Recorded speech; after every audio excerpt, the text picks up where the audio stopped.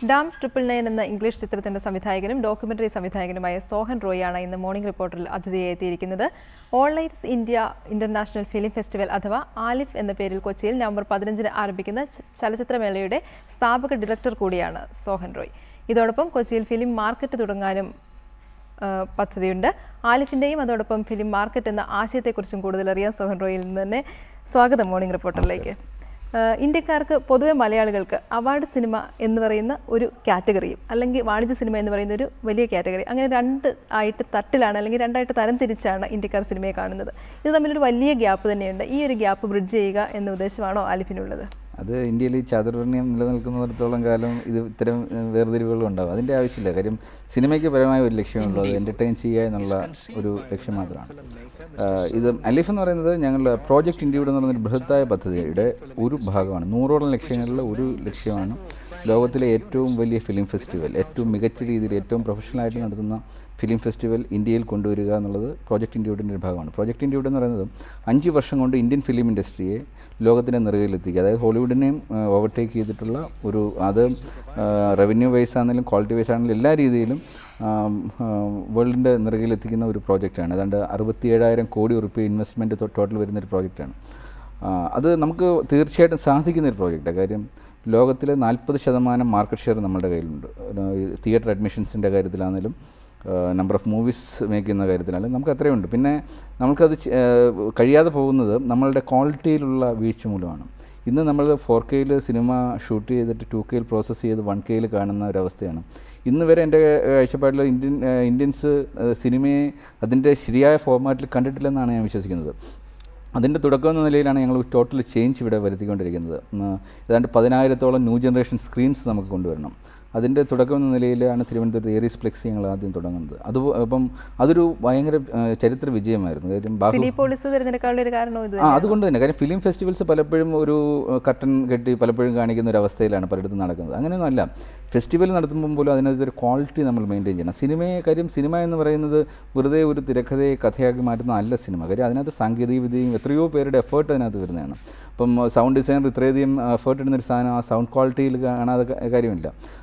Colour കറക്ഷനൊക്കെ ചെയ്തിട്ട് ഇത്രയും visual beauty കൊണ്ടുവരുന്നൊരു സിനിമയെ വളരെ മോശം രീതിയിൽ പ്രൊജക്റ്റ് ചെയ്തിട്ട് കാര്യമില്ല. അപ്പോൾ അതുപോലുള്ള ക്വാളിറ്റി തിയേറ്റേഴ്സിൽ വെച്ച് തന്നെ വേണം ഫെസ്റ്റിവൽസ് നടത്താൻ. അപ്പം ഫെസ്റ്റിവൽസിന് പോലും ഒരു ക്വാളിറ്റി സ്റ്റാൻഡേർഡ് നമുക്കുണ്ടാവണം. എങ്കിൽ മാത്രമേ ഫ്യൂച്ചറിൽ ഇന്ത്യൻ ഫിലിം ഫെസ്റ്റിവൽസിന്, അതായത് മെയ്ഡ് ഇൻ ജപ്പാൻ എന്ന് പറഞ്ഞ പ്രോഡക്റ്റ് നമ്മൾ കണ്ണും പൂട്ടി വാങ്ങുന്നത് പോലെ ഇന്ത്യൻ ഫിലിം ഫെസ്റ്റിവൽസിന് ആ ഒരു ക്വാളിറ്റി സ്റ്റാൻഡേർഡ്സ് കൊണ്ടുവരേണ്ടതെല്ലാം ഈ പ്രോജക്റ്റ് ഇൻഡ്യൂഡിൻ്റെ ഒരു ഭാഗമാണ്. അപ്പോൾ അതിന് ഞങ്ങൾ ആദ്യം ഒരു മാതൃകയായിട്ട് എങ്ങനെയാണ് ഒരു ക്വാളിറ്റി ഫിലിം ഫെസ്റ്റിവൽ നടത്തുക എന്നുള്ളതിൻ്റെ തുടക്കമാണ്. ഇതിപ്പോൾ ഒരു വലിയ ഫിലിം ഫെസ്റ്റിവൽ ആവുന്നതിൻ്റെ തുടക്കം മാത്രമാണ്. പക്ഷേ അതിൻ്റെ റെസ്പോൺസ് ഞങ്ങൾ വിചാരിച്ചതിലപ്പുറമായി പോയി. കാര്യം 400-ലേറെ ചിത്രങ്ങളിൽ അതെല്ലാം മികച്ച ചിത്രങ്ങളാണ് വന്നിരിക്കുന്നത്. ഇപ്പം ജാഫർ പനായിയുടെ ടാക്സി ഇവിടെ ഞങ്ങളുടെ ഓപ്പണിംഗ് മൂവിയാണ്. ഏതാണ്ട് 130 സിനിമകൾ നമ്മളിവിടെ കാണിക്കുന്നുണ്ട്. 60-ലേറെ റെഡ് കാർപ്പറ്റ് ഇവൻറ്റ് പലപ്പോഴും നമുക്ക് അന്യമാണ്. നമുക്കറിയില്ല എന്താണ് റെഡ് കാർപ്പറ്റ് ഇവൻറ്റ്. അപ്പോൾ ഞങ്ങൾ ക്യാനിലൊക്കെ ചെയ്യുന്ന അതേ ഒരു ക്വാളിറ്റിയിലേക്ക് കൊണ്ടുവരാനുള്ള ശ്രമമാണ്. അപ്പം റെഡ് കാർപ്പറ്റ് ഇവൻറ്റ്സ് തന്നെ 60-ലേറെ ഉണ്ട്. അതായത് 35ഓളം രാജ്യങ്ങളിൽ നിന്നുള്ള സിനിമകൾ വരുന്നുണ്ട്. എല്ലാം വെറും അല്ല അവാർഡ് സിനിമ എന്ന് നേരത്തെ നിങ്ങൾ പറഞ്ഞതുപോലെയുള്ള ഒരു വേർതിരിവൊന്നുമല്ല, നല്ല ക്വാളിറ്റി മൂവീസ് നോക്കിയാണ് സെലക്ട് ചെയ്തത്. പല സിനിമയെന്ന് നമ്മൾ വിളിക്കുന്ന സിനിമകൾ പോലും പ്രദർശിപ്പിക്കാൻ ഒരു B ക്ലാസ് C ക്ലാസ് തിയേറ്ററുകളെ കിട്ടുന്നുള്ളൂ. അല്ല, പലപ്പോഴും ഇപ്പം ഞാൻ നാഷണൽ അവാർഡ് കിട്ടിക്കഴിഞ്ഞാൽ ഒരു നടന് പേടിയാണ്, ഇനി ഞാൻ ഇവിടുത്തെ കൊമേഴ്ഷ്യൽ സിനിമയിൽ നിന്ന് ഔട്ടാവുക എന്നുള്ളൊരു പേടിയാണ്. നാഷണൽ അവാർഡ് കിട്ടിക്കഴിഞ്ഞാൽ പിന്നെ തിയേറ്ററിൽ വരുമോ എന്നുള്ള പേടിയാണ് ഇവിടെയുള്ളത്. അതൊന്നും അല്ല. നമ്മൾ അതൊക്കെ മാറ്റിയിട്ട് നമ്മളുടെ ലക്ഷ്യം നല്ല സിനിമ പ്രേക്ഷകരിലേക്ക് എത്തിക്കുക എന്നുള്ളതാണ്. അപ്പോൾ അത് വേൾഡ് സിനിമയെ ഇവിടെ ഇപ്പം നമ്മൾ കൊച്ചി സിനിമയുടെ ഒരു ഹബ്ബായി കഴിഞ്ഞു നമ്മുടെ കേരളത്തിൽ. പക്ഷേ ഇപ്പോഴും ഫെസ്റ്റിവൽ നടക്കുന്ന തിരുവനന്തപുരത്താണ്. പക്ഷേ ആ ഫെസ്റ്റിവലും അല്ല, ഇപ്പോൾ തിരുവനന്തപുരം ഫിലിം ഫെസ്റ്റിവലിൻ്റെ ഒരു മാതൃകയിലല്ല ഞങ്ങളിവിടെ നടത്തുന്നത്. അത് ടോട്ടലി ഡിഫറെൻറ്റ്. അതെല്ലാം ഇപ്പം ഇന്ത്യയിലുള്ള എല്ലാ ഫിലിം ഫെസ്റ്റിവൽസിനും ഒരു വേറെ ട്രാക്കിൽ പോകാനുള്ള വളരെ വേറിട്ട വഴിയിലൂടെ ഉള്ള ഒരു രീതിയിലാണ് നടത്തുന്നത്. പിന്നെ നേരത്തെ പറഞ്ഞതുപോലെ ഇതിൻ്റെ ലക്ഷ്യങ്ങളിലൊന്ന് മാത്രമാണ്. നമ്മൾക്കിവിടെ പുതിയ ടെക്നോളജി എല്ലാം കൊണ്ടുവരണം. കാര്യം ഈ ചലച്ചിത്ര മേഖലയിൽ ടോട്ടൽ ചേഞ്ച് വന്നുകൊണ്ടിരിക്കുകയാണ്. ഫിലിം ഫെസ്റ്റിവലിനൊപ്പം ഫിലിം മാർക്കറ്റ് എന്നൊരു ആശയം കൂടി. ഫിലിം മാർക്കറ്റ് വന്നാൽ മാത്രം ഇന്ത്യൻ ഫിലിം ഇൻഡസ്ട്രി ഇന്ന് ഒരു ഏറ്റവും വലിയ, നമ്മുടെ ഫിനാൻഷ്യൽ പോയിന്റ് ഓഫ് വ്യൂവിൽ നോക്കിക്കഴിഞ്ഞാൽ ഏറ്റവും വലിയൊരു ഡ്രെയിൻ ഹോളാണ്. നമ്മളുടെ സമ്പത്ത് ചോർന്നു പോകുന്നൊരവസ്ഥയാണ്. കാര്യം ഇന്ത്യൻ സിനിമയുടെ മൊത്തം റവന്യൂവിൻ്റെ 95% കോൺട്രിബ്യൂട്ട് ചെയ്യുന്നത് ഇന്ത്യക്കാർ തന്നെയാണ്. വിദേശത്തുള്ള ഇന്ത്യക്കാരാണെങ്കിലും കണ്ടിട്ടാണ് ഈ ഒരു ഫോറിൻ റൈറ്റ് പോയി കഴിഞ്ഞാൽ കാണുന്നത് ഇന്ത്യക്കാർ മാത്രമാണ്. അപ്പോൾ അത് ഇടത്തെ പോക്കറ്റിൽ നിന്ന് വലത്തെ പോക്കറ്റിലേക്ക് ഇന്ത്യൻ സമ്പത്ത് പോകുന്ന പോലെയാണ്. അങ്ങനെയല്ല വേണ്ടത്. ഇന്ത്യൻ സമ്പദ്ഘടന വികസിക്കണമെങ്കിൽ അതിൽ സിനിമ കോൺട്രിബ്യൂട്ട് ചെയ്യണമെന്നുണ്ടെങ്കിൽ വിദേശീയരുടെ അല്ലെങ്കിൽ മറ്റ് നാഷണാലിറ്റീസിൻ്റെ പണം നമ്മളുടെ അക്കൗണ്ടിൽ വീഴുമ്പോൾ മാത്രമേ അത് സാധിക്കത്തുള്ളൂ. അപ്പോൾ അതിനുവേണ്ടി നമ്മളുടെ സിനിമകൾക്ക് ഒരു ഇൻ്റർനാഷണൽ മാർക്കറ്റ് കണ്ടെത്തണം. ഇത്രയും വലിയ 40% മാർക്കറ്റ് ഷെയറുള്ള ഇന്ത്യൻ ഇൻഡസ്ട്രിയിൽ അത് ഏതാണ്ട് 20ഓളം ഭാഷകളിൽ നമ്മൾ സിനിമകൾ ചെയ്തിട്ടുണ്ട്. 10 ഫിലിം മെയിൻ മാർക്കറ്റ്സ് ഇന്ത്യക്ക് ഉള്ളിൽ തന്നെയുണ്ട്. 5 ഫിലിം ഹബ്സ് ഉണ്ട്. പക്ഷേ നമുക്ക് നമ്മുടേതായ ഒരു ഫിലിം മാർക്കറ്റില്ല, മനസ്സിലായില്ലേ? അപ്പോൾ നമ്മൾ പരമ്പരാഗതമായ രീതിയിലുള്ള ഒരു ഫിലിം സെയിൽസാണ് നടക്കുന്നത്. അതൊന്നുമല്ല, ഒരു ഇതിനെ മൊത്തം ഇൻ്റഗ്രേറ്റ് ചെയ്യുന്ന ഒരു ഫിലിം മാർക്കറ്റ് നമുക്ക് വേണം. ആ ഒരു കാഴ്ചപ്പാട് പലർക്കും ഇല്ല. അത് അതിൻ്റെ ഒരു തുടക്കമാണ് ഇവിടെ ഇട്ടിരിക്കുന്നത്. പക്ഷേ ഒരു 5 വർഷത്തിനുള്ളിൽ നമ്മൾ ലക്ഷ്യമിടുന്നത് 5 വർഷമാണ്. 5 വർഷത്തിൽ ഇന്ന് ലോകത്തിലെ ഏറ്റവും വലിയ ഫിലിം മാർക്കറ്റ് നടക്കുന്നത് അമേരിക്കൻ ഫിലിം മാർക്കറ്റാണ്. AFMനെ ഓവർടേക്ക് ചെയ്യുന്ന രീതിയിലുള്ള കാര്യം. AFMൽ കാര്യം അവിടെ ഇൻഡിപെൻഡൻറ്റ് മൂവീസിൻ്റെ ഒരു ഇതാണ്. ഇപ്പോൾ അമേരിക്കയിൽ തന്നെ ഹോളിവുഡ് ചിത്രങ്ങൾ മാറ്റിക്കഴിഞ്ഞാൽ കുറച്ച് വളരെ 10% പോലും ഷെയറില്ലാത്തതാണ് ഇൻഡിപെൻഡൻറ്റ് മൂവീസ്. പിന്നെ ലോകത്തിൻ്റെ പല ഭാഗത്തു നിന്ന് ഇൻഡിപെൻഡൻറ്റ് മൂവീസ് മാത്രം അവിടെ വരുന്നത്. പക്ഷേ ഇവിടെ നമുക്ക് 40% നമ്മളുടെ ഇൻഹൗസ് ഷെയർ തന്നെയുണ്ട്. പിന്നെ പിന്നെ ഇവിടുത്തെ പുതിയ ന്യൂ ജനറേഷൻ തിയേറ്റേഴ്സ് എല്ലാം വന്നു കഴിഞ്ഞ് ഇപ്പം ബാഹുബലി പോലുള്ളൊക്കെ ചിത്രങ്ങൾ ഇനി എടുക്കാനായിട്ട് ഇവിടുത്തെ ഫിലിം മേക്കേഴ്സ് റെഡിയായി മനസ്സുകൊണ്ട് തയ്യാറെടുത്ത് കഴിഞ്ഞു. ഇനി വേണ്ടത് ഇപ്പം ഞങ്ങൾ ചെയ്ത ഏരിയസ് ഫ്ലെക്സ് പോലുള്ള തിയേറ്റേഴ്സാണ് വേണ്ടത്. അതിൻ്റെ മാതൃകയാണ് ഞങ്ങൾ ഇവിടെ എല്ലാം ചെയ്തു വെച്ചിരിക്കുന്നത്. ഇപ്പം മോഹൻലാലിൻ്റെ വിസ്മയ സ്റ്റുഡിയോ എടുത്ത് തന്നെയാണെങ്കിലും ഞങ്ങൾ ആദ്യം അത് മോഡേണൈസ് ചെയ്ത് ഇന്ന് മലയാളം ഫിലിം ഇൻഡസ്ട്രിയിലെ മിക്കവാറും എല്ലാ സിനിമകളും നടക്കുന്നത് അവിടെയാണ്. അപ്പോൾ മോഡേണൈസ് ചെയ്തിട്ടുള്ള ഏറ്റവും ഫെസിലിറ്റിയുള്ള സ്റ്റുഡിയോസ് നമുക്ക് വേണം, തിയേറ്റേഴ്സ് വേണം. ഇങ്ങനെ വരുമ്പോൾ പിന്നെ നല്ല ഫിലിം സ്കൂൾസ്, ഇപ്പോൾ ഉള്ള ഫിലിം സ്കൂൾസ് മൊത്തം നമുക്ക് റീവാമ്പ് ചെയ്യണം. അതിനുവേണ്ടി അമേരിക്കൻ ഫിലിം ഇൻസ്റ്റിറ്റ്യൂട്ടിൻ്റെ എല്ലാം റെപ്രസെൻറ്റേഷൻ വരുന്നുണ്ട്. കാര്യം ഇവിടുത്തെ കോഴ്സുകളെല്ലാം അക്രഡിറ്റേഷൻ കിട്ടണമെങ്കിൽ ഇവിടുത്തെ ക്വാളിറ്റി കൂടണം. എങ്കിൽ മാത്രമേ ഇവിടുത്തെ ഫിലിം സ്കൂളിൽ നിന്ന് പഠിച്ചിറങ്ങുന്ന ഒരു കുട്ടിക്ക് നെക്സ്റ്റ് ഡേയിൽ ഇപ്പം ഹോളിവുഡിൽ ചെന്ന് കഴിഞ്ഞാൽ ജോയിൻ ചെയ്യാൻ പറ്റില്ല. ഇപ്പോഴത്തെ അവസ്ഥയിൽ പറ്റില്ല. ഇതെല്ലാം മാറ്റിമറിക്കാനുള്ള ഒരു ചെറിയ തുടക്കമാണ് നമ്മളിവിടെ വർഷത്തിനുള്ളിൽ ഇന്ത്യൻ ഫിലിം ഇൻഡസ്ട്രി. തീർച്ചയായിട്ടും അത് 100% വിശ്വാസം എനിക്കുള്ളതെന്ന് വെച്ചാൽ ഇതിൽ മിക്കവാറും എല്ലാം ഈ 100 എണ്ണത്തിൽ ഒരു 90 എണ്ണത്തിന് സാമ്പിൾസ് ഞങ്ങൾ ഓൾറെഡി ചെയ്തു കഴിഞ്ഞു. ഇനി വേണ്ടത് ഗവൺമെൻറ്റിൻ്റെ സൈഡിൽ നിന്നുള്ള കുറേ സപ്പോർട്ട്സാണ്. അതിൻ്റെ ഗവൺമെൻറ് ഇപ്പം ഇത്തവണ പാറ്റേണായിട്ടുള്ളത് ചീഫ് മിനിസ്റ്ററാണ് പാറ്റേണായിട്ടുള്ളത്. അതുപോലെ ഇവിടുത്തെ ഇപ്പം പൈറസി തന്നെ നിർത്തണമെങ്കിൽ വളരെ സിമ്പിൾ മെത്തേഡ്സ് ഉണ്ട്. അത് ഒരു ഗവൺമെൻറ് അതിൻ്റേതായ സീരിയസ്നെസ്സിൽ എടുത്തു കഴിഞ്ഞാൽ എൻ്റെ കാഴ്ചപ്പാടിൽ ഇത് ഒറ്റ ദിവസം കൊണ്ട് ഗവൺമെൻറ് എടുക്കാവുന്ന ഡിസിഷനേ ഉള്ളൂ ഇതിനെ നിന്ന് സ്വിച്ച് ഓവർ ചെയ്യാനായിട്ട്. ഇപ്പം മൊബൈൽസിൽ ഡൗൺലോഡ് ചെയ്യുന്ന അങ്ങനെയുള്ള സാധനം വരുമ്പോൾ സർവീസ് പ്രൊവൈഡറിൽ നിന്ന് ഒരു ഫൈൻ 1000 rupees വാങ്ങിക്കഴിഞ്ഞാൽ നാച്ചുറലി അത് ആര് ഡൗൺലോഡ് ചെയ്തോ, ഇപ്പം ഞാൻ 100 രൂപയ്ക്ക് ഡൗൺലോഡ് ചെയ്ത് ഒഫീഷ്യലി ഡൗൺലോഡ് ചെയ്ത് കാണാൻ പറ്റുന്നൊരു സാധനം ഞാൻ ഇല്ലീഗലായിട്ട് ചെയ്യുമ്പോൾ 1000 രൂപ കൊടുക്കേണ്ടി വരുമ്പോൾ ഞാൻ നാളെ ചെയ്യില്ല. അപ്പോൾ അതിനൊക്കെ ഒറ്റ ദിവസത്തെ ഡിസിഷൻ മതി. അപ്പോൾ ഇതെല്ലാം ഗവൺമെൻറ് നമ്മളൊരു പ്രോജക്റ്റായിട്ട് കൊടുത്തിട്ട് അവരെ കൊണ്ട് അത് ചെയ്യും. തീർച്ചയായിട്ടും ഞങ്ങൾ മിനിസ്റ്റേഴ്സുമായിട്ട് സംസാരിച്ചു, അവരെല്ലാം സപ്പോർട്ട് ചെയ്തിട്ടുണ്ട്. ഈവൻ മോഡിയുടെ ഓഫീസിലേക്ക് ഇപ്പം ഇത് കഴിഞ്ഞാൽ ഉടൻ അവർ മീറ്റിങ്ങിന് വിളിച്ചിട്ടുണ്ട്. അപ്പോൾ ഇത് നാഷണൽ ലെവലിൽ തന്നെ ഇംപ്ലിമെൻറ്റ് ചെയ്യാനായിട്ടുള്ള ശക്തമായ നീക്കമാണ്. നാഷണൽ ലെവലിലാണ് ഇംപ്ലിമെൻറ്റ് ചെയ്യാൻ ശ്രമിച്ചത്. എന്തുകൊണ്ട് ഒരു ബോളിവുഡിനെ അല്ലെങ്കിൽ ചെന്നൈ, ഹൈദരാബാദൊക്കെ മാറ്റി കൊച്ചി എന്നൊരു? ഇല്ല, കൊച്ചി നമ്മുടെ തട്ടകമാണ്. ഇതിൻ്റെ തുടക്കം നമ്മൾ ഏറ്റവും സ്ട്രോങ് ആയിട്ടുള്ള നമ്മുടെ ബേസിൽ നിന്ന് തുടങ്ങണം. ഫൗണ്ടേഷൻ ശരിയല്ലെങ്കിൽ എല്ലാം പോകും. നാളെ അതുകൊണ്ട് ഈ വർഷം കൊച്ചി, അടുത്ത വർഷം അത് ചെന്നൈയിലായിരിക്കും, ഹൈദരാബാദിലായിരിക്കും. അത് കറങ്ങി അവസാനം ബോളിവുഡിൽ അവസാനിക്കുന്ന ഒരു രീതിയിലാണ്. അതുകൊണ്ട് മലയാളം ഫിലിം ഇൻഡസ്ട്രിയാണ് ഇത്തവണ ഇത് ഒഫീഷ്യലി ഹോസ്റ്റ് ചെയ്യുന്നത്. ഇപ്പോൾ ഫെഫ്കയാണ് ഞങ്ങളോട് ശക്തമായിട്ട് നിന്ന് ഇത് ചെയ്യുന്നത്. ഇതോടൊപ്പം തന്നെ വരുന്ന ന്യൂ ജനറേഷനിൽ നിന്നുള്ള ടാലൻസിനെ ഐഡൻറ്റിഫൈ ചെയ്യേണ്ട പ്രോസസ്സും കൂടി ഇതിനോടൊപ്പം തന്നെ നടക്കുന്നുണ്ട്. ഇപ്പം സ്റ്റുഡൻസ് ഫിലിം ഫെസ്റ്റിവൽ ഇതിനോടൊപ്പം തന്നെ നടക്കുന്നുണ്ട്. അതിൻ്റെ മത്സരം സെപ്പറേറ്റ് ആയിട്ടുണ്ട്. ഈവൻ ഇപ്പം ഇതുവരെ ലിറിക് റൈറ്റേഴ്സ്, ഇപ്പോൾ ഇന്ത്യൻ മൂവിയിൽ മ്യൂസിക് ഒരു പാർട്ടാണ്. പക്ഷേ അടുത്ത ജനറേഷനിലേക്കുള്ള ഗാനരചയിതാക്കളെ കണ്ടെത്താൻ ഇതുവരെ ഒരു ശ്രമം നടത്തിയിട്ടില്ല. ഞങ്ങളതിന് വേണ്ടി സിമ്പിൾ മത്സരങ്ങളാണ് നടത്തുന്നത്. ഇപ്പോൾ എക്സിസ്റ്റിംഗ് ഒരു സോങ് കൊടുത്തിട്ട് ഇപ്പോൾ എഴുതാൻ താല്പര്യമുള്ളവർക്ക് ആ വരികൾക്ക് സംഗീതത്തിനനുസരിച്ചിട്ട് ഒരു മ്യൂസിക് എഴുതിയാൽ മതി. അപ്പോൾ അതിനുവേണ്ടി ഒരു ദിവസം വേണ്ടി മാറ്റി വെച്ചിട്ടുണ്ട്. അടുത്ത മ്യൂസിക് ഡയറക്ടേഴ്സിനെ കണ്ടെത്തുവാൻ വേണ്ടി 15 മുതൽ 19 വരെയുള്ള പല വേദികളിലായിട്ടാണ് നടക്കുന്നത്. അപ്പോൾ അത് ഒരു തവണ ചെയ്ത് കഴിയുമ്പോൾ ഇപ്പം ഞങ്ങൾ എന്താണ് ഉദ്ദേശിക്കുന്നത് എന്നുള്ളത് ജനങ്ങളിലേക്ക് എത്തണമെങ്കിൽ ആദ്യം ഇതൊന്ന് കാണണം. അപ്പോൾ ഒരുപക്ഷേ first year and second year ഞങ്ങൾ കൊച്ചിയിൽ നടത്തും. അത് കഴിഞ്ഞിട്ട് പോകത്തുള്ളൂ. കാര്യം 5 വർഷം സമയം നമുക്കുണ്ട്.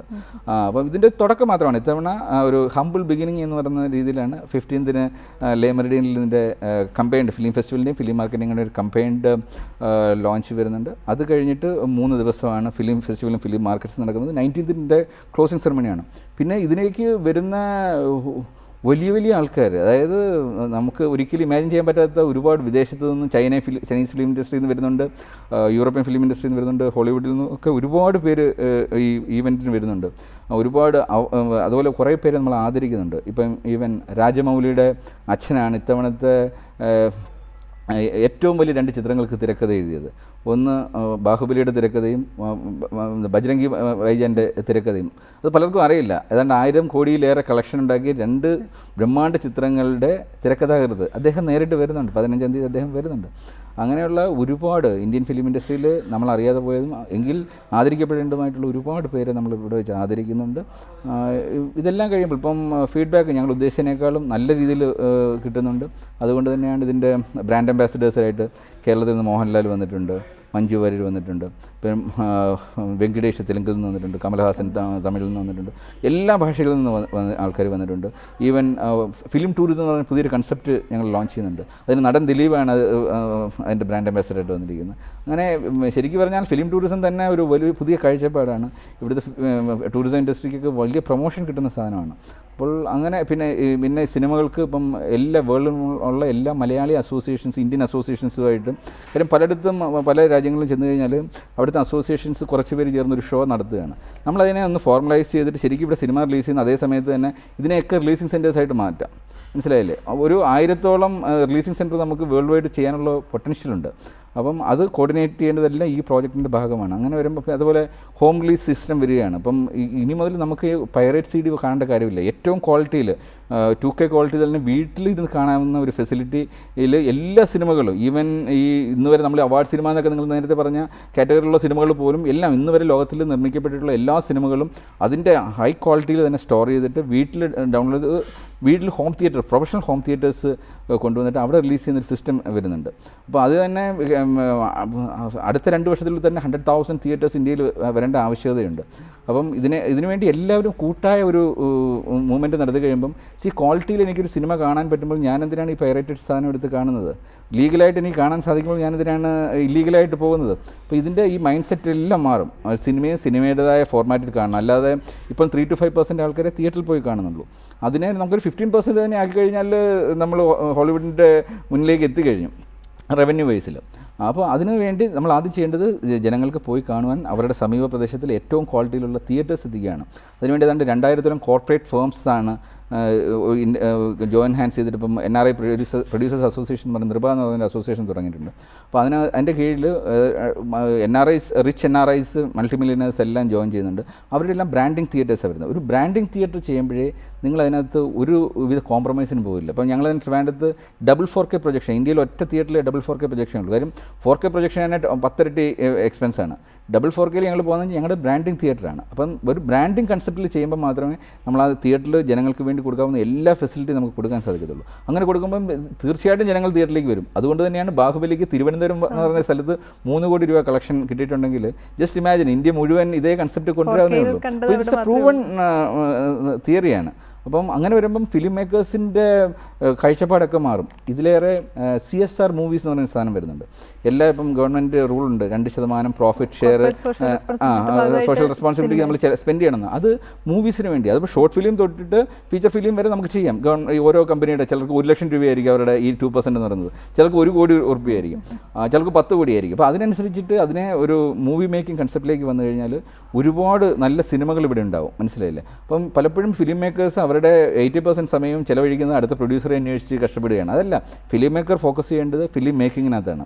അതിനുള്ള ഫണ്ട് ജനറേറ്റ് ചെയ്യാനായിട്ട് വേറെ സിസ്റ്റമാണ് വേണ്ടത്. പിന്നെ കുറച്ചുകൂടി അച്ചടക്കവും ഒക്കെ ഇതിനകത്ത് വരുമ്പോഴാണ് ഇൻഷുറൻസ് കമ്പനീസ് രംഗപ്രവേശം ചെയ്യും. കാര്യം എല്ലാം ഇൻഷുർഡ് ആയിരിക്കണം. നാളെ ഒരു ലോസ് ഒരു സിനിമയ്ക്കുണ്ടായാൽ അത് ഇൻഷുറൻസ് വഹിക്കണം. അപ്പോൾ അതിനുവേണ്ടി നമ്മൾ സിസ്റ്റമാറ്റിക്കായിട്ട് വർക്ക് ചെയ്യണം. അല്ലാതെ ഇഷ്ടമുള്ളപ്പോൾ സെറ്റിൽ വരിക പോവുക അങ്ങനെയുള്ള രീതിയിൽ നിന്ന് മാറി ഒരു ഇപ്പം ഹോളിവുഡിലൊക്കെ ചെയ്യുന്ന അതേ സിസ്റ്റം നമ്മൾ ഇവിടെ ഇൻട്രൊഡ്യൂസ് ചെയ്യുമ്പോൾ നമ്മൾ ഇൻ്റർനാഷണലായിട്ട് മാറും. കലാമൂല്യമുള്ള സിനിമകൾക്ക് തിയേറ്റർ കിട്ടുന്നില്ല എന്നൊരു ആശയത്തിൽ തന്നെയാണോ ഈ ഒരു ഇല്ല, അതിൻ്റെ തുടക്കമല്ലേ. ഇപ്പോൾ ഏരിയസ് ഫ്ലെക്സ് തന്നെ ഞങ്ങളൊരു ഏത് സിനിമയും ഇപ്പോൾ നിങ്ങൾ ഈ അവാർഡ് സിനിമയിൽ നിന്ന് ലേബൽ കുത്തിയ സിനിമകൾക്ക് വേണ്ടി ഒരു ഷോ മാറ്റി വെച്ചിരിക്കുകയാണ്. അപ്പം അത് എല്ലാ തിയേറ്ററിലും അറ്റ്ലീസ്റ്റ് ഒരു മോർണിംഗ് ഷോ എങ്കിലും കാര്യം സിനിമയുടെ ഫോർമാറ്റ് നമ്മൾ കാണാം. അല്ല ടി വിയുടെ ഫോർമാറ്റ് കാണാനാണെങ്കിൽ നമുക്ക് അതിന് ടെലിഫിലിം ചെയ്താൽ മതി, അതിന് സിനിമ ചെയ്യേണ്ട കാര്യമില്ല. അപ്പോൾ സിനിമ എത്രയോ പേര് കഷ്ടപ്പെട്ടിട്ടാണ് ഒരു സിനിമ ചെയ്യുന്നത്. അപ്പോൾ അതിനെ വലിയ ഫോർമാറ്റ് കാണാൻ വേണ്ടി അതും ഇപ്പോൾ CSR ഇപ്പം തിയേറ്റർ ഓണേഴ്സിൻ്റെ ഭാഗത്തുനിന്ന് ഒരു സാധനമാണ് മോർണിംഗ് ഷോസ് കാണുക എന്നുള്ളത്. അതുപോലെ തന്നെ CSR ഫണ്ടിൽ ചെയ്യുന്ന എല്ലാ സിനിമകളും തിയേറ്ററിൽ പ്രദർശിപ്പിക്കണം എന്നുള്ളത് ഒരു കൂട്ടായ തീരുമാനം എടുത്തു കഴിഞ്ഞാൽ അറ്റ്ലീസ്റ്റ് ഒരു ഷോ എങ്കിലും നമുക്ക് കാണിക്കാൻ പറ്റുമല്ലോ. അപ്പം അങ്ങനെ വരുമ്പോൾ ഒരുപാട് നല്ല സിനിമകൾ, എസ്പെഷ്യലി ആദ്യത്തെ സിനിമ ചെയ്യുമ്പോഴാണ് നമ്മൾ പലപ്പോഴും ബുദ്ധിമുട്ടുന്നത്. പലരും സ്വന്തം പോക്കറ്റിൽ നിന്ന് എടുത്തിട്ടാണ് ഈ ഫിലിം മേക്കേഴ്സ് എല്ലാം സിനിമ ചെയ്യുന്നത്. പക്ഷേ ഇങ്ങനെ CSR ഫണ്ട് വന്നു കഴിഞ്ഞാൽ അതിൻ്റെ തുടക്കം ഞങ്ങൾ ചെയ്തു. ഇപ്പം ജലം, പത്മകുമാറിൻ്റെ ജലം ഞങ്ങൾ ചെയ്തിരിക്കുന്നത് ഞങ്ങളുടെ CSR മൂവി എന്ന നിലയിലാണ്. വീടില്ലാത്തവർക്ക് വേണ്ടി ചെയ്തൊരു സിനിമയാണ്. അത് ഈ ഒരു അലിഫിൽ ഞങ്ങളത് കാണിക്കുന്നുണ്ട്. അപ്പോൾ ഇതിൻ്റെ റവന്യൂ മുഴുവൻ പോകുന്നത് വീട് വെച്ച് കൊടുക്കുന്നതിന് ഒരു ചാരിറ്റി ആക്ടിവിറ്റിയാണ്. അതിലൂടെ ഓരോ പ്രേക്ഷകനും അത് കാണുന്ന ഓരോ പ്രേക്ഷകനും അവരറിയാതെ ആ ചാരിറ്റി ഡ്രൈവിൽ ഭാഗഭാക്കാവുകയാണ്. അപ്പോൾ അങ്ങനെയുള്ള ഒരുപാട് ചേഞ്ചസ് നമ്മൾ ഈ ഒരു ഇതിലൂടെ ഫിലിം ഫെസ്റ്റിവൽ ഇപ്പോൾ മലയാളികൾക്ക് അല്ലെങ്കിൽ ഇന്ത്യക്കാർക്ക് എല്ലാം ഒരു പരിചയമുള്ളതായിരിക്കും. എന്നാൽ ഫിലിം മാർക്കറ്റ് എന്നൊരു ആശയത്തെ മലയാളികൾക്ക് അത്ര പരിചയമുള്ളതായിരിക്കില്ല. പറഞ്ഞു ഇപ്പോൾ വിദേശത്തു നിന്നാണ് ഈ ഫിലിം മാർക്കറ്റിലേക്ക് റവന്യൂ വരേണ്ടത് എന്ന് പറഞ്ഞു. അങ്ങനെ ഈ ഫിലിം മാർക്കറ്റ് എന്നൊരു ആശയത്തെ ഒന്ന് പ്രേക്ഷകർക്കായിട്ടൊന്ന് വിശദീകരിച്ചു കൊടുക്കാമോ? ഞാൻ മിക്കവാറും എല്ലാ വേൾഡിലെ മെയിൻ ഫിലിം മാർക്കറ്റ്സിലെല്ലാം പോയിട്ടുണ്ട്. ഒരു ഫിലിം മാർക്കറ്റിൽ വെച്ചിട്ടാണ് എനിക്ക് എൻ്റെ ഞാൻ അടുത്ത് ചെയ്യാൻ പോകുന്ന ഒരു സിനിമയുടെ കൺസെപ്റ്റുമായിട്ട് എനിക്ക് അവിടെ വരാം. അത് അഡ്വാൻസ് പ്രീ സെയിൽ അവിടെ വെച്ചിട്ട് എനിക്ക് ചെയ്യാൻ പറ്റും. ഞാൻ ഉണ്ടാക്കി കഴിഞ്ഞ സിനിമ അവിടെ കൊണ്ടുപോയിട്ട് എനിക്ക് സെയിൽസിന് വെക്കാം. അപ്പോൾ അത് ബയേഴ്സ് പല രാജ്യങ്ങളിൽ നിന്ന് വരും. ഓപ്പൺ മാർക്കറ്റ് പോലെ സാധാരണ മാർക്കറ്റിൻ്റെ ഒരു മറ്റൊരു അവിടുത്തെ പ്രോഡക്റ്റ് എന്ന് പറഞ്ഞാൽ നമ്മൾ വിൽക്കുന്നത് സിനിമകൾ, ഡോക്യുമെൻ്ററീസ്, ഇതെല്ലാം അതിനകത്ത് വരും. അപ്പോൾ അത് ഇപ്പം ചിലർ വരുന്നത് ഹൊറർ മൂവീസ് മാത്രം വാങ്ങാൻ വരുന്ന ആൾക്കാരുണ്ട്. അപ്പോൾ അതിനുവേണ്ടി ഒരു സെക്ഷൻ ഉണ്ടാവും.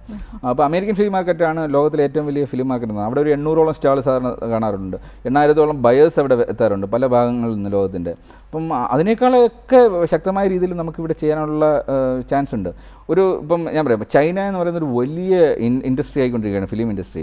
കാര്യം ശരിക്കും പറഞ്ഞാൽ നമ്മളുടെ 40% ഈ കഴിഞ്ഞ ഒരു വർഷം 32 കുറഞ്ഞിട്ടുണ്ട്. അതിൻ്റെ റീസൺ നമ്മളുടെ ഇവിടുത്തെ പ്രേക്ഷകൻ കുറഞ്ഞതല്ല, ചൈനയിൽ ഡ്രാസ്റ്റിക് ചേഞ്ചാണ് വന്നുകൊണ്ടിരിക്കുന്നത്. വെറും 6 വർഷത്തിന് മുമ്പ് 3000 തിയേറ്റർ ഉണ്ടായിരുന്ന ചൈനയിൽ ഇന്ന് 25,000 തിയേറ്ററായി കഴിഞ്ഞു.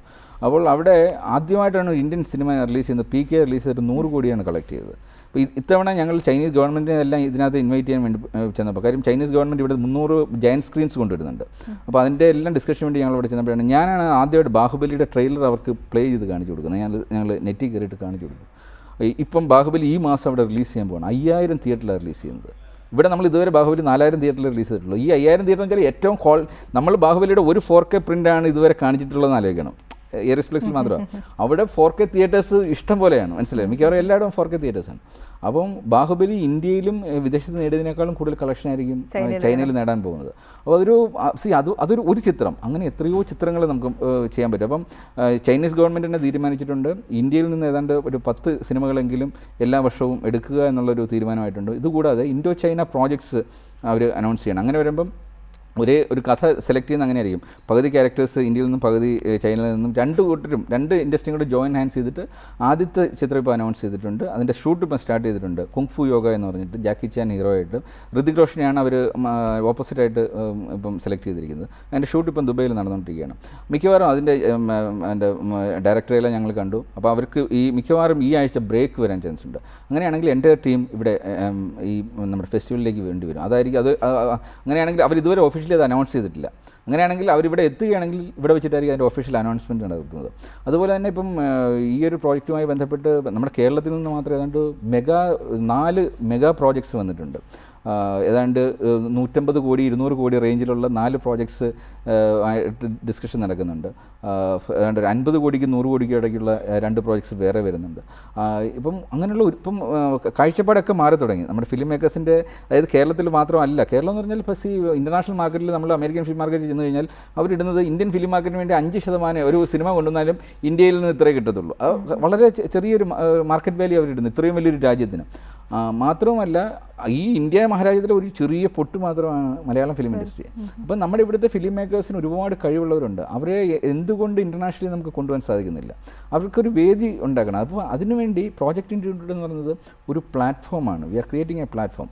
അവിടെ ഈ സിനിമാ മേഖലയിലെ കഴിവുള്ളവർക്ക് വന്ന് പെർഫോം ചെയ്യുക എന്നുള്ളത് മാത്രമേ ഉള്ളൂ. അവർ ഇൻ്റർനാഷണലി പോയിരിക്കുക, അവർക്ക് അത്രയും പൊട്ടൻഷ്യലുണ്ട്, മനസ്സിലായില്ലേ? കാര്യം നമ്മൾ ജീവിതത്തിൻ്റെ വിവിധ മേഖലകളിലൂടെ കടന്നു പോകുന്ന ഒരുപാട് അനുഭവങ്ങളുള്ള ഫിലിം മേക്കേഴ്സ് നമ്മൾ ഇവിടെ ഉണ്ട്. കാര്യം ഒരു 100 വർഷത്തിലെ ലോകത്തിലുണ്ടായ ചേഞ്ചസ് ഒരു ലൈഫ് ടൈമിൽ തന്നെ എക്സ്പീരിയൻസ് ചെയ്തവരാണ് ഇവിടുത്തെ ഫിലിം മേക്കേഴ്സ് മുഴുവൻ. അത് ഒരുപക്ഷെ അമേരിക്കയിലുള്ളവർക്കൊന്നും എക്സ്പീരിയൻസ് അവിടുത്തെ ഫിലിം മേക്കേഴ്സ് കണ്ടിട്ടുണ്ടാവത്തില്ല.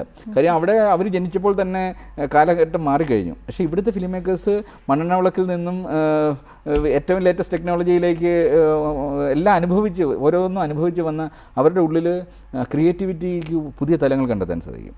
അപ്പം അതിനെ നമ്മൾ ശരിക്കും ടാപ്പ് ചെയ്യണമെന്നുണ്ടെങ്കിൽ ആ ഒരു വേദി ഒരുക്കുക. പിന്നെ ടെക്നോളജി നമ്മളിപ്പോഴും ഒരുപാട് പുറകിൽ നിൽക്കുകയാണ്. ഈ കാര്യം ടെക്നോളജി നമ്മുടെ കയ്യിലിരുന്നുകൊണ്ട് നമ്മൾ ഉപയോഗിക്കാതിരിക്കുന്നൊരു അവസ്ഥയാണ്.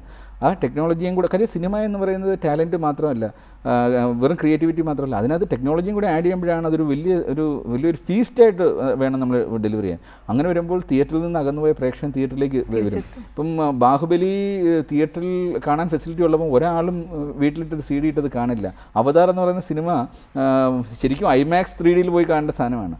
അവിടെ അത് കാണാതെ വരുന്ന സമയത്താണ് പലപ്പോഴും നമ്മൾ പൈറസിക്ക് വേണ്ടി പോകുന്നതൊക്കെ. ഇപ്പം തിരുവനന്തപുരത്തുള്ളവരൊക്കെ പലപ്പോഴും എത്രയോ നാളുകൾ വെയിറ്റ് ചെയ്തിട്ടാണ് ഞങ്ങൾ തിയേറ്ററിലേക്ക് കാണാൻ വന്നത്. അപ്പോൾ അതേ അനുഭവം നമുക്ക് ഇന്ത്യ മുഴുവൻ ഉണ്ടാക്കണം. AFMലൊക്കെ 800 സ്റ്റാളുകൾ ഉണ്ട് എന്ന് പറഞ്ഞു. നമ്മുടെ ഇന്ത്യ വിട്ടിൽ കൊച്ചിയിൽ നമ്മൾ നടത്താൻ പോകുന്നതിൽ എത്ര സ്റ്റാളുകൾ? ഞങ്ങളിപ്പോൾ 100 സ്റ്റാളിൽ നിന്നാണ് ഞങ്ങളിപ്പം സ്റ്റാർട്ട് ചെയ്യുന്നത്. കാര്യം ഇത് ചെറിയ രീതിയിൽ, കാര്യം നമുക്ക് തുടക്കത്തിൽ ഇന്റർനാഷണൽ ബയേഴ്സിന്റെ സാന്നിധ്യം എല്ലാവരുടെയും സാമ്പിൾസ്, കാര്യം ബയേഴ്സ് മാത്രമല്ല, ഇപ്പോൾ കാസ്റ്റിംഗ് ഡയറക്ടേഴ്സ് ആണെങ്കിലും എല്ലാം ഇൻ്റർനാഷണലുള്ള ഓരോ മേഖലയിൽ നിന്നും ആൾക്കാരെ കൊണ്ടുവന്നിട്ടുണ്ട്. ഇപ്പം latest technology, virtual reality, augmented reality എന്നൊക്കെ പറഞ്ഞുകൊണ്ട് നമുക്ക് അന്യമായിട്ടുള്ള ഒരുപാട് ടെക്നോളജി വരികയാണ്. അപ്പോൾ ഇവരുടെ എല്ലാ റെപ്രസെൻറ്റേഷൻ, നമ്മുടെ ഈ 100 സ്റ്റാളിനകത്ത് നമുക്ക് എല്ലാവരുടെയും റെപ്രസെൻറ്റേഷനാണ് ഇത്തവണ കൊണ്ടുവരേണ്ടത്. അടുത്ത തവണയാകുമ്പോൾ നമുക്കത് വലിയ രീതിയിൽ, ഇപ്പം കൊച്ചിയിലാണ്, അടുത്ത തവണ നമുക്ക് ലേമറഡിയിൽ വെച്ച് നടത്താൻ പറ്റില്ല. അടുത്ത തവണ നമുക്കിപ്പം കല്ലൂർ ക്രിക്കറ്റ് സ്റ്റേഡിയത്തിൻ്റെ അടുത്തെങ്ങാനും വലിയ സ്റ്റോൾ ഇടേണ്ട അവസ്ഥ വരും. അതുമല്ല, ഇത്തവണ നമ്മുടെ ഇപ്പം ചെയ്തിരിക്കുന്ന ടൈമിങ്ങും ഇപ്പോൾ AFM കഴിഞ്ഞതേ ഉള്ളൂ. AFM ഇപ്പം ഇന്ന് അവിടെ അമേരിക്കയിൽ അവസാനിക്കുന്ന ദിവസമാണ്. അപ്പോൾ അത് കഴിഞ്ഞിട്ട് ഇവിടേക്ക് വരാൻ എല്ലാവർക്കും പറ്റത്തില്ല. അപ്പം നമ്മൾ അടുത്ത തവണ അതുകൊണ്ട് ടൈമിങ്ങൂടെ മാറ്റി ചിലപ്പോൾ ഓണം സമയത്തെങ്ങാനും വെച്ചിട്ടായിരിക്കും എല്ലാവർക്കും പങ്കെടുക്കാവുന്ന രീതിയിൽ ചെയ്യുന്നത്.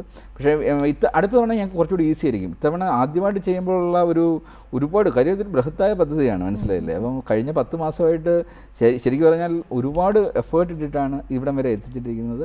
നല്ലൊരു ടീം ഞങ്ങൾ ബിൽഡ് ചെയ്തിട്ടുണ്ട്. സംസ്ഥാന ഗവൺമെന്റിന്റെ കേന്ദ്ര സർക്കാരിനെ സമീപിച്ചു തോന്നി. കേന്ദ്ര സർക്കാരിന്റെ ഒക്കെ ഈ പദ്ധതിയോടുള്ള സമീപനം എങ്ങനെയാണ്? ഇല്ല, എല്ലാവർക്കും പോസിറ്റീവ്. ഞങ്ങൾ പക്ഷേ ഒരു കാര്യം ചെയ്തിട്ടുണ്ട്, ഇതുവരെ ഒരു ടാക്സ് പേയറുടെയും ഒരു പൈസ പോലും ചിലവാക്കാത്ത രീതിയിലാണ്. കാര്യം ആദ്യം ഒന്ന് ചെയ്ത് പ്രൂവ് ചെയ്തിട്ട് ചെയ്യാം. കാര്യം ഇവിടെ പലപ്പോഴും ഫെസ്റ്റിവൽസ് നടക്കുന്നത് ടാക്സ് പേയേഴ്സിൻ്റെ പണം ചോർത്തിക്കളയാൻ വേണ്ടി ചെയ്യുന്നതാണ്. അങ്ങനെയല്ല, ഞങ്ങൾ വൃത്തിയായിട്ട് ചെയ്തിട്ട് ഇത് കൊണ്ടുപോയി കാണിച്ചിട്ട്, കാര്യം ഗവൺമെൻറ് കയ്യിൽ ഒരുപാട് ഫണ്ടുണ്ട് ആക്ച്വലി. അതിനെ പോസിറ്റീവായിട്ട്, അതിനെ കൺസ്ട്രക്റ്റീവായിട്ട് ചിലവഴിക്കുവാൻ വേണ്ടിയുള്ള ഒരു പണം, ഒരു രൂപ നമ്മൾ ചിലവഴിക്കുന്നുണ്ടെങ്കിൽ അതിന് ബോധ്യപ്പെടുത്തി കൊടുക്കുകയാണ്. ആദ്യം ഇങ്ങനെയാണ് നമ്മളൊരു സാധനം ചെയ്യേണ്ടതെന്നുള്ള ഒരു മാർഗ്ഗരേഖ തയ്യാറാക്കി വ്യക്തമായ ധാരണയോടുകൂടി എല്ലാവരും ഇത് ഞങ്ങളുടെ മാത്രം റെസ്പോൺസിബിലിറ്റി അല്ല, ഇത് ഇൻഡസ്ട്രിയിലുള്ള എല്ലാവരുടെയും റെസ്പോൺസിബിലിറ്റിയാണ്. അതുകൊണ്ട് തന്നെയാണ് ഇപ്പം ഞങ്ങൾ പറയുന്നതിൻ്റെ 10 ഇരട്ടി എഫക്റ്റാണ് ഇവിടുത്തെ സെലിബ്രിറ്റീസ് എന്ന് പറഞ്ഞു കഴിഞ്ഞാൽ. അപ്പോൾ അങ്ങനെ വരുമ്പം ഈ ഇൻഡസ്ട്രിയിൽ വർക്ക് ചെയ്യുന്ന, ഇതിനിൽ നിന്ന് അന്നം കണ്ടെത്തുന്ന എല്ലാവരുടെയും റെസ്പോൺസിബിലിറ്റിയാണ്. അപ്പോൾ അവരെല്ലാവരും ഒന്നിച്ച് ചേർന്ന് കഴിഞ്ഞാൽ ഇതിന് വളരെയധികം മാറ്റങ്ങൾ വരുത്താൻ പറ്റും. ഒരുപാട് പോസിബിലിറ്റീസ് ഉണ്ട്. അത് നമ്മൾ മിസ്സാക്കരുത്. കാര്യം ഇന്ത്യക്ക് സ്വന്തമെന്ന് പറയാൻ അഭിമാനത്തോടുകൂടി പറയാവുന്ന ഒന്ന് ഫിലിം ഇൻഡസ്ട്രിയാണ്. നമ്പർ 1 എന്ന് പറയാൻ അത് മാത്രമേ ഉള്ളൂ. ബാക്കിയെല്ലാം നമ്മൾ ഇപ്പം സോഫ്റ്റ്വെയർ ഫീൽഡിൽ ഒരുപാട് പേരെ നമ്മൾ ക്രിയേറ്റ് ചെയ്യുന്നെങ്കിലും അതൊക്കെ അമേരിക്കൻ കമ്പനീസിനും മറ്റും വേണ്ടിയാണ് നമ്മൾ വർക്ക് ചെയ്യുന്നത്. ഇവിടെ ഇപ്പോൾ അനിമേഷൻ ഇൻഡസ്ട്രിയിൽ 1 ലക്ഷത്തോളം ജോബ് ഓപ്പർച്യൂണിറ്റി അടുത്ത 5 വർഷത്തിൽ ക്രിയേറ്റ് ചെയ്യാൻ സാധിക്കും. അതിൻ്റെ സാമ്പിൾ ഇപ്പം ട്രിവാൻഡ്രത്തെ ടെക്നോ പാർക്കിൽ ഇന്ത്യയിലെ ഏറ്റവും ബെസ്റ്റ് അനിമേഷൻ സ്റ്റുഡിയോ ഞങ്ങൾ സെറ്റ് ചെയ്ത് ഇപ്പോൾ അനിമേഷൻ അക്കാഡമീസ് തുടങ്ങുകയാണ്. അപ്പം അടുത്ത ജനറേഷൻ നമ്മൾ ട്രെയിൻ ചെയ്തെടുക്കണം, മനസ്സിലായില്ല? അപ്പം ഞങ്ങളുടെ കോൺഫിഡൻസ് വെച്ചാൽ ഞങ്ങൾ ഇതിനകത്ത് ഈ ടാർഗറ്റ് ചെയ്തേക്കുന്നതിനകത്ത് എല്ലാം സാമ്പിൾസ് ചെയ്ത് പ്രൂവ് ചെയ്ത്, അതുകൊണ്ടാണ് ഗവൺമെൻറ് അടുത്ത് പോകുമ്പോൾ നമ്മൾ എല്ലാത്തിൻ്റെയും പ്രൂവൺ ട്രാക്ക് റെക്കോർഡുമായിട്ടേ പോകുന്നുള്ളൂ. നമുക്ക് ഗോവ ഫിലിം ഫെസ്റ്റിവൽ ഉണ്ട്, അല്ലെങ്കിൽ IFFK ഉണ്ട്. ഈ ഒരു ഫിലിം ഫെസ്റ്റിവലിൻ്റെ ഇപ്പോൾ നിലവിലുള്ള പ്രശ്നം എന്താണ്? ഒരു പ്രൊഫഷണലിസം ഇല്ലാത്തതാണോ? തിരുവനന്തപുരം ഫിലിം ഫെസ്റ്റിവലിൽ ഒരുപാട് പ്രേക്ഷകരുണ്ട്, ശക്തമായ പ്രേക്ഷകരുണ്ട്. അതുകൊണ്ട് തന്നെയാണ് അത് ശരിക്കും പറഞ്ഞാൽ ഇന്ത്യയിലെ ഏറ്റവും ശക്തമായ ഒരു ഫെസ്റ്റിവലിലാണ് തിരുവനന്തപുരം ഫിലിം ഫെസ്റ്റിവൽ. പക്ഷേ അവിടെ ഫിലിം മാർക്കറ്റ് എന്ന് പറയുന്നില്ല. ഗോവയിൽ പേരിനൊരു ഫിലിം മാർക്കറ്റാണ്, അതിനെ ഫിലിം മാർക്കറ്റ് എന്ന് വിളിക്കാൻ പറ്റില്ല. അത് ഇത്തവണ ക്യാൻസൽ ചെയ്തിട്ടുണ്ട്. കാര്യം ഇവിടെ കാര്യം ഇത് കഴിഞ്ഞിട്ട് ഈ ഗോവ ഫിലിം ഫെസ്റ്റിവൽ ആക്ച്വലി ഈ ഒരു ഈവൻറ്റിൻ്റെ പാർട്ടാക്കി ഞങ്ങൾ. ഫിലിം ഫെസ്റ്റിവൽ ഫിലിം ടൂറിസത്തിൻ്റെ പാർട്ടായിട്ട് ഇത് കഴിഞ്ഞാൽ എൻ്റെ ടീം ഗോവയിലേക്ക് പോകാനുള്ള ഒരു സംവിധാനം ഉണ്ടാക്കിയതുകൊണ്ട് ഇത്തവണ ഗോവ ഫിലിം മാർക്കറ്റ്, അങ്ങനെ ഒരു ഫിലിം മാർക്കറ്റ് എന്ന് പറയുന്ന കാര്യം അവിടെ നടക്കുന്നില്ല. ഫെസ്റ്റിവൽ മാത്രമേ നടക്കുന്നുള്ളൂ. പക്ഷേ ഈ രണ്ട് ഫെസ്റ്റിവലിനുള്ള ഗുണം വെച്ചാൽ ഗവൺമെൻറ് സൈഡിൽ നിന്ന് വലിയ ഫണ്ട് വരുന്നുണ്ട്. പക്ഷേ അത് അത്രയും ഫണ്ട് വെച്ചിട്ട് ഞങ്ങൾ നോക്കിയിട്ട് എത്രയോ ഇതിൽ മികച്ച രീതിയിൽ നടത്താൻ സാധിക്കും. അപ്പോൾ അതുകൊണ്ട് അത് ശരിയാക്കി എടുക്കണം. കാര്യം it is my responsibility, your responsibility. കാര്യം നമ്മളെല്ലാം ടാക്സ് കൊടുക്കുന്ന പണം വെച്ചിട്ടാണ് ഇതൊക്കെ നടത്തുന്നത്. അപ്പോൾ അത് ഒരു സാധനം ചെയ്യുമ്പോൾ അത് വൃത്തിയായിട്ട് ചെയ്തുകൂടെ? ഏതായാലും എന്തെങ്കിലും ഒരു പേരിന് ചെയ്യുന്നതല്ലല്ലോ. അതുപോലെ ഓരോ വർഷവും മികച്ചതായിക്കൊണ്ടിരിക്കണം. കണ്ടിന്യൂവൽ ഇമ്പ്രൂവ്മെൻ്റ് എന്ന് പറയും. എനിക്ക് തോന്നുന്നില്ല ഒരു കണ്ടിന്യൂവൽ ഇമ്പ്രൂവ്മെൻറ്റ് പെർസ്പെക്റ്റീവിൽ അങ്ങനെ കാര്യമായ മാറ്റങ്ങൾ നടത്താൻ വേണ്ടി നടത്തുന്നു. ഒരു ചടങ്ങിന് വേണ്ടി. കാര്യം ഒരു ഫണ്ടുണ്ട്, അത് ഈ വർഷം നടത്തണം, അങ്ങനെയുള്ള രീതിയിലാണ്. അതുകൊണ്ട് തന്നെ തിരുവനന്തപുരം ഫിലിം ഫെസ്റ്റിവലിലൊക്കെ അവൻ്റെ നടത്തിയ ആൾക്കാരിൽ ഒരുപാട് പേര് ഇത്തവണ അതിൽ നിന്ന് പിൻവാങ്ങി. പക്ഷേ അലിഫിൽ അവരെല്ലാം വന്നിട്ടുണ്ട്. പക്ഷേ അങ്ങനൊരു അവരുമായിട്ടൊന്നും കോമ്പറ്റീഷന് വേണ്ടിയല്ല. കാര്യം നമ്മളൊരു വേറിട്ട രീതിയിൽ പോകുന്നു, ഒരു വളരെ ഫോക്കസ്ഡ് ആയിട്ടുള്ളൊരു ലക്ഷ്യത്തിലേക്കാണ് പോകുന്നത്. അല്ലാതെ ഇവിടുത്തെ ഏതെങ്കിലും ഫിലിം ഫെസ്റ്റിവലുമായിട്ട് മത്സരിക്കാനോ അങ്ങനെയുള്ള ഒന്നുമല്ല. കാര്യം ഞങ്ങൾ പോകുന്ന വഴിയേ വേറെയാണ്, ഞങ്ങളുടെ ലക്ഷ്യങ്ങൾ വേറെയാണ്. കാര്യം ഫിലിം ഫെസ്റ്റിവൽ വെച്ച് മാത്രം ഒരിക്കലും ഇന്ത്യൻ ഫിലിം ഇൻഡസ്ട്രി രക്ഷപ്പെടത്തില്ല. ഇതെല്ലാം കൂടെ ചേർന്നിട്ട് ഒരു സമൂലമായ മാറ്റം വരുമ്പോഴാണ് ഈ ഇന്ത്യൻ ഫിലിം ഇൻഡസ്ട്രിയെ നമ്മൾ ഹോളിവുഡിൻ്റെ മുകളിൽ കൊണ്ടുവരാൻ സാധിക്കുന്നു എന്ന് പറയുന്നത്. അല്ലെങ്കിൽ നമ്മളിരിക്കേണ്ട സ്ഥലത്ത് ചൈന കയറിയിരിക്കും. ചൈനയുടെ ഗ്രോത്ത് അത്രയും ഫാസ്റ്റാണ്. അതൊക്കെ ഗവൺമെൻറ്റൊക്കെ വളരെ ഫോക്കസ്ഡ് ആയിട്ടാണ് അവിടെ കൺട്രോൾ ചെയ്ത് എല്ലാം ചെയ്യുന്നത്. അവിടെ സത്യം പറഞ്ഞാൽ ഈ ഇത്തവണ ഞാൻ ചെന്ന് കഴിഞ്ഞപ്പോൾ അവിടുത്തെ സിസ്റ്റം ചേഞ്ച് കണ്ടിട്ട് ഞെട്ടിപ്പോയി. ഇപ്പം തിയേറ്റർ മാനേജ്മെൻറ്റ് സിസ്റ്റമൊക്കെ കണ്ടു കഴിഞ്ഞാൽ ഒരു 5000 തിയേറ്ററൊക്കെ വെറും ഒരൊറ്റ റൂമിലിരുന്നുകൊണ്ടാണ് കൺട്രോൾ ചെയ്യുന്നത്. അതിനുള്ള സോഫ്റ്റ്വെയർസ് എല്ലാം ഉണ്ട്. പക്ഷേ അതൊന്നും നമ്മളെ ഇവിടെ ചെയ്യാൻ സാധിക്കുന്നില്ല എന്ന് കാണുമ്പോൾ, കാര്യം അത് കൺട്രോൾ ചെയ്യുമ്പോൾ എവിടെയെങ്കിലും സൗണ്ടിലെ കാലിബ്രേഷൻ പോലും മാറിക്കഴിഞ്ഞാൽ ഓൺ ദ സ്പോട്ട് ഒരു തിരുന്നുകൊണ്ട് നമുക്ക് കൺട്രോൾ ചെയ്യാൻ സാധിക്കും. അങ്ങനെ ഒരുപാട് പോസിബിലിറ്റീസ് ഉണ്ട്. പിന്നെ ഈ ഇൻഡസ്ട്രി വലുതാകുമ്പോൾ ഒരുപാട് ജോബ് ഓപ്പർച്യൂണിറ്റീസ് വരും. വിദേശ സിനിമകൾ ഇപ്പം ഇൻഡോ US അല്ല ഇൻഡോ ചൈന പ്രോജക്ട്സൊക്കെ ഇവിടെ വരുന്ന സമയത്ത് നമ്മുടെ ഇവിടുത്തെ യൂണിയൻ റേറ്റ്സ് അനുസരിച്ച് തന്നെ വിദേശ സിനിമകളാണെങ്കിൽ എല്ലാ തൊഴിലാളികൾക്കും ഇരട്ടി ശമ്പളം കിട്ടും. അപ്പോൾ അങ്ങനെ വരുമ്പോൾ അവരുടെ റവന്യൂ കൂടും. ഞങ്ങളത് ആദ്യം പ്രൂവ് ചെയ്ത് ഡാം ട്രിപ്പിൾ 9 ചെയ്യുമ്പോഴാണ്. ഇവിടെ വരുമ്പോൾ പലപ്പോഴും യൂണിയൻ റേറ്റ് അനുസരിച്ച് ചിലപ്പോൾ 2 ഇരട്ടി 3 ഇരട്ടി റെമ്യൂണറേഷൻ കൊടുക്കുന്നുണ്ട്. ഞങ്ങൾക്ക് അത് ഒരു പ്രശ്നമായിട്ട് തോന്നിയിട്ടില്ല. അതിനനുസരിച്ചാണ് അത് മൂവി ബഡ്ജറ്റ് ചെയ്തിരുന്നത്. അപ്പോൾ അതുകൊണ്ട് ഏറ്റവും ഗുണം വരുന്നത്, കാര്യം ക്വാളിറ്റിയിൽ സിനിമ ചെയ്യുമ്പം നമ്മൾ കൂടുതൽ സമയമെടുത്ത് ചെയ്യുന്നു. അപ്പോൾ കൂടുതൽ തൊഴിൽ ദിനങ്ങൾ വരികയാണ്. അപ്പോൾ എന്തുകൊണ്ടും ഇൻഡസ്ട്രിക്ക് ഇതൊരു വളരെ നല്ലൊരു ഒരു കാര്യമാണ്. അതുകൊണ്ട് തന്നെയാണ് ഫെഫ്ക ശക്തമായിട്ട് ഇതിനോടൊപ്പം നിൽക്കുന്നത്. മാത്രമല്ല ഇന്ന് ഇന്ത്യയിലെ ഏറ്റവും വലിയ സംഘടന, ഫിലിം സംഘടന എന്ന് പറഞ്ഞാൽ ഐഫക്കാണ്. ഫെഫ്കയുടെ എല്ലാം അപ്പെക്സ് ബോഡിയാണ്. ഐഫക്കിൻ്റെ കീഴിലാണ്. അതിൻ്റെ 20 ലക്ഷത്തോളം തൊഴിലാളികളാണ് ഇന്ത്യ മുഴുവനുള്ള എല്ലാ ഫിലിം ഇൻഡസ്ട്രിയിലെയും തൊഴിലാളികളുള്ളത്. അതിൻ്റെ ജനറൽ സെക്രട്ടറിയാണ് ശ്രീ ബി ഉണ്ണികൃഷ്ണൻ. ബി ഉണ്ണികൃഷ്ണനാണ് ഈ ഞങ്ങളുടെ ഫെസ്റ്റിവൽ ഡയറക്ടർ തവണ. അതുകൊണ്ട് ആ ഒരു പ്രോജക്റ്റിൻ്റെ പൊട്ടൻഷ്യൽ മനസ്സിലാക്കിയതുകൊണ്ടാണ് ബി ഉണ്ണികൃഷ്ണനെ പോലുള്ള വ്യക്തികൾ ഇതിനോടൊപ്പം ചേർന്നിരിക്കുന്നത്. കാര്യം അത് എത്രമാത്രം ഞങ്ങൾ ഒരുപക്ഷെ ഒരു 5 വർഷമോ 10 വർഷം മുന്നിൽ കണ്ടുകൊണ്ടാണ് ഇത് ചെയ്യുന്നത്. ആ കാഴ്ചപ്പാട് മനസ്സിലാക്കണമെങ്കിൽ അതേ ഫ്രീക്വൻസിയിലുള്ളവർ വരണം. അത് ഏതോ ഭാഗ്യത്തിന് ഞങ്ങൾക്ക് നല്ല ആൾക്കാരെ കിട്ടിയിട്ടുണ്ട്. ഇത്തവണ കമൽ സാറ് ഞങ്ങളോടൊപ്പം ഉണ്ട്, സിബി സാറുണ്ട്. അങ്ങനെ നല്ലൊരു ടീം ഇതിനോടൊപ്പം ഉണ്ട്. അതുകൊണ്ട് എനിക്ക് നല്ല കോൺഫിഡൻസ് ഉണ്ട് ഇത് നല്ല രീതിയിൽ പോകും. ഡാം ട്രിപ്പിൾ 9 ശേഷം വേറൊരു സിനിമ കണ്ടില്ല. ഈ ഒരു പ്രോജക്റ്റിന് പുറകെ പോയത് കൊണ്ടാണോ സിനിമ എടുക്കാൻ? ഇല്ല, ഡാം ട്രിപ്പിൾ 9 ശേഷം ഞാൻ മനഃപൂർവ്വം ബ്രേക്ക് ഇട്ടത്. കാര്യം ഞങ്ങൾ പ്രൊഡക്ഷനിലേക്ക് നീങ്ങി. ഇപ്പം സെയിൻ ട്രാക്കുള്ള ചെയ്തു, കമസൂത്ര 3D ഇപ്പം റിലീസിന് വരുന്നുണ്ട്, ജലം ഇപ്പം ഞങ്ങൾ റിലീസ് ചെയ്യുന്നുണ്ട്. പക്ഷേ ഒരു സംവിധാനത്തിന് പോകുമ്പോൾ ഒരുപാട് സമയം എടുക്കുന്നൊരു കാര്യമാണ് സംവിധാനം. എൻ്റെ ഒരു ലൈഫിൽ 4 വർഷത്തോളം ഞാൻ ഈ ഡാം ട്രിപ്പിൾ 9 വേണ്ടി മാറ്റി വെച്ചാണ്. കാര്യം അത്രയും ഒരു ഹോളിവുഡ് ഫോർമാറ്റിലൊരു സിനിമ ഇന്ത്യയിൽ നിന്ന് ചെയ്യുക എന്നുള്ളത് ബൃഹത്തായ കാര്യമായിരുന്നു. പക്ഷേ ഇതെല്ലാം കഴിഞ്ഞിട്ട് ഫസ്റ്റ് ഡേയിൽ തിയേറ്ററിൽ വരുമ്പോഴാണ് അതിൻ്റെ ദുരന്തം ഞാൻ അറിഞ്ഞത്. കാര്യം ഇന്ത്യയിലെ ആദ്യത്തെ 2D 3D കൺവേർട്ടഡ് മൂവിയായിരുന്നു. ആദ്യമായിട്ട് 4Kയിൽ സ്കാൻ ചെയ്ത് പിന്നീട് അത് 4K പോസ്റ്റ് പ്രൊഡക്ഷൻ ഇവിടെ സൗകര്യമില്ല എന്ന് കണ്ട് വീണ്ടും 2Kയിൽ കംപ്രസ് ചെയ്ത് ഇതെല്ലാം ചെയ്ത് തിയേറ്ററിൽ വന്നപ്പം 1K പോലും ഇല്ലാത്ത പ്രൊജക്ഷൻ സിസ്റ്റത്തിൽ സിനിമ കാണിക്കുകയും അവിടെ 3D പ്രൊജക്ഷൻ വരുമ്പോൾ വീണ്ടും 50% ലോസിൽ വന്നിട്ട് ഒരു വലിയ ദുരന്തമാണ്. ഫസ്റ്റ് ഷോ കഴിഞ്ഞപ്പോഴാണ് ഇതൊരു വലിയ ദുരന്തമാണ് മനസ്സിലായത് ടെക്നോളജിക്കലി. അപ്പോൾ അങ്ങനെ ആദ്യത്തെ ദിവസം തന്നെ ഈ 3D വേർഷൻ തിയേറ്ററിൽ നിന്ന് മാറ്റാൻ തീരുമാനിച്ചൊരു വ്യക്തിയാണ്. അന്ന് ഞാൻ തീരുമാനിച്ചാണ് ഇനി ഇത്രയും സമയം എടുത്തൊരു സിനിമ ചെയ്യുന്നുണ്ടെങ്കിൽ, കാര്യം എൻ്റെ മനസ്സിലെ സിനിമയ്ക്ക് അത് സാങ്കേതിക വിദ്യയ്ക്ക് ഒരുപാട് പ്രാധാന്യമുണ്ട്. അത് ചെയ്യുന്ന സമയത്ത് സൗണ്ട് കാലിബ്രേറ്റഡ് ആയിട്ടുള്ള നല്ല പ്രൊജക്ഷൻ സിസ്റ്റമുള്ള ഒരു സംവിധാനം വന്നിട്ട് ചെയ്താൽ മതി. അല്ലാതെ it's A waste of time, മനസ്സിലായില്ലേ? പക്ഷേ ഡാം ട്രിപ്പിൾ 9 ഇന്നും യാത്ര ഇന്നും അവസാനിച്ചിട്ടില്ല. ഈ കഴിഞ്ഞ മാസവും ഞാൻ 2 ഫിലിം ഫെസ്റ്റിവൽ കഴിഞ്ഞിട്ടാണ് നിൽക്കുന്നത്. 3 ഫെസ്റ്റിവൽ സെലക്ഷൻ ഉണ്ടായിരുന്നു. ഏതാണ്ട് ഇന്ന് ഇന്ത്യയിൽ ഏറ്റവും കൂടുതൽ ഫെസ്റ്റിവൽ സെലക്ഷൻ കിട്ടിയേക്കുന്ന 100-ലേറെ ഫെസ്റ്റിവൽ സെലക്ഷൻ കിട്ടിയേക്കുന്ന സിനിമ ഇതാണ്. ഇന്ത്യയിൽ നിന്ന് ആദ്യമായിട്ട് ചൈനീസ് ഓസ്കാറിലേക്ക് പോയ സിനിമ ഇതായിരുന്നു. ഇപ്പം അതുകൊണ്ട് തന്നെ ചൈനീസ് ഓസ്കാറിൻ്റെ ഹെഡ് എല്ലാം ഇത്തവണ ഇൻഡിവിഡിന് വരുന്നുണ്ട്. ഒരുപക്ഷെ അന്ന് ആ പോയതിൻ്റെ പ്രതിഫലനമാണ്. അപ്പം എൻ്റെ കാഴ്ചപ്പാടിൽ ചൈനീസ് ഓസ്കാറിനേക്കാളും വളരെ വലുതാണ് ചൈനീസ് ഓസ്കാറിൻ്റെ ആ ഈവൻറ്റ് നടത്തുന്നത്. അവിടെ പോയി കഴിഞ്ഞാൽ മനസ്സിലാവും. ക്ലോസിംഗ് സെറമണിക്കൊക്കെ 60,000 പേര് പങ്കെടുക്കുന്ന, ജാക്കി ചാനെ പോലുള്ളവർ ആങ്കർ ചെയ്യുന്ന വലിയ ഈവൻ്റാണ്. എൻ്റെ മനസ്സിലുള്ള 5 വർഷത്തിന് ശേഷമുള്ള ഈ ഞങ്ങളുടെ ഫെസ്റ്റിവലിൻ്റെ അവാർഡ് എന്ന് പറയുന്നത് അതിനേക്കാളും വലുത്. കാര്യം നമ്മളെന്തിനാണോ ഈ ലോകത്തിലെ ഏറ്റവും എല്ലാ ഫിലിം മേക്കറുടെയും അൾട്ടിമേറ്റ് ഡ്രീം ഓസ്കാറാണ്. നമ്മളെന്തിനാണ് അയലത്തെ കുട്ടിയുടെ സൗന്ദര്യം നോക്കിയിരിക്കുന്നത്? നമ്മളുടെ വീട്ടിൽ അതിലും നല്ലത് ഒന്നും ഉണ്ടായിക്കൂടെ? നമുക്കതിനുള്ള പൊട്ടൻഷ്യൽ ഇല്ല. 40% മാർക്കറ്റ് ഷെയർ നമുക്കില്ലേ? നമുക്ക് സാധിക്കുന്ന കാര്യമല്ലേ? അപ്പം അതാണ് ഡ്രീം. അതുകൊണ്ട് അത് സാധിക്കും. അതിനുവേണ്ടിയുള്ള ഒരു പ്രവർത്തനത്തിലാണ്. എങ്കിലും 2 പ്രോജക്റ്റ് ഇപ്പം പൈപ്പ് ലൈനിൽ നിൽക്കുന്നുണ്ട്. അത് ഞങ്ങൾ അനൗൺസ് ചെയ്തിട്ടില്ല. എങ്കിലും ശ്രീ IV ശശിയും ഞാൻ കൂടെ ചേർന്നിട്ടൊരു കമ്പൈൻഡ് ആയിട്ടൊരു ഇൻ്റർനാഷണൽ പ്രോജക്റ്റ് ഞങ്ങൾ വർക്കൗട്ട് ചെയ്തുകൊണ്ടിരിക്കുകയാണ്. കുവൈറ്റ് വാറിനെ ബേസ് ചെയ്തിട്ട്. അതിൻ്റെ ഒഫീഷ്യൽ അനൗൺസ്മെൻറ്റ് വന്നിട്ടില്ല. അതിൻ്റെ സിനോപ്സിസ് കഴിഞ്ഞ് കുവൈറ്റ് ഗവൺമെൻറ് കൊടുത്തതിൻ്റെ അപ്രൂവലൊക്കെ ആയിട്ടുണ്ട്. അതിൻ്റെ സ്ക്രിപ്റ്റ് വർക്ക് ഞങ്ങളിപ്പം ജസ്റ്റ് സ്റ്റാർട്ട് ചെയ്തു. സമയമെടുത്ത് അത് കാര്യം സമയമെടുത്ത് ചെയ്യേണ്ട ഒരു 3-4 വർഷം കൊണ്ട് ചെയ്തു തീർക്കേണ്ട ഒരു ബ്രഹ്മാണ്ഡ ചിത്രമാണ്. അത് ഇതിനോടൊപ്പം കൊണ്ടുപോകണം. പക്ഷേ ഇന്ന് എൻ്റെ പ്രയോറിറ്റി ഈ പ്രോജക്റ്റിൻ്റെ കൂടി ഈ പ്ലാറ്റ്ഫോം ക്രിയേഷനാണ്.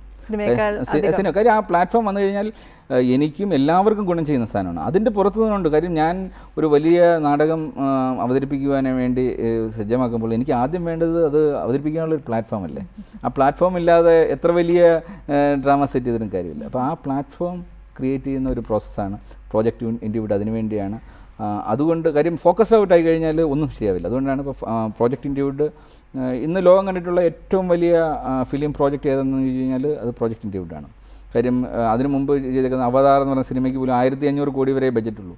ഇത് ഏതാണ്ട് 67,000 കോടി ബഡ്ജറ്റ് വരുന്നൊരു വലിയ ബ്രഹ്മാണ്ഡ പ്രോജക്റ്റാണ്. അപ്പം അതിനുവേണ്ടി ഏതാണ്ട് 2000-ഓളം കോർപ്പറേറ്റ് ഫേംസിനെ കാണണം. അവരുടെ ബ്രാൻഡിങ് ബഡ്ജറ്റ് ഇതിനകത്തേക്ക് കൊണ്ടുവരണം ഇൻവെസ്റ്റ്മെൻറ്റായിട്ട്. അപ്പം ഒരുപാട് മീറ്റിങ്സും കാര്യങ്ങളും എല്ലാം ചെയ്യാനുണ്ട്. പിന്നെ ബയേഴ്സിനെ, ലോകത്തിൻ്റെ പല ഭാഗത്തു നിന്നുള്ള ബയേഴ്സിനെ കൊണ്ടുവരണം. അങ്ങനെ ഒരുപാട്. അപ്പോൾ ആലിഫിനും ഇൻഡിവുഡ് എന്ന ഒരു മാർക്കറ്റ് പ്ലേസിനും എല്ലാ ആശംസകളും നേരുന്നു. ഈ ഒരു 5 വർഷം കൊണ്ട് തങ്ങളുടെ സ്വപ്നം അതിൻ്റെ പൂർണ്ണാവസ്ഥയിൽ തന്നെ സാക്ഷാത്കരിക്കപ്പെടട്ടെ എന്ന് ആശംസിക്കുന്നു. വളരെ നന്ദി റിപ്പോർട്ടറിൻ്റെ മോർണിംഗ് ഷോയിൽ പങ്കെടുത്തതിന്.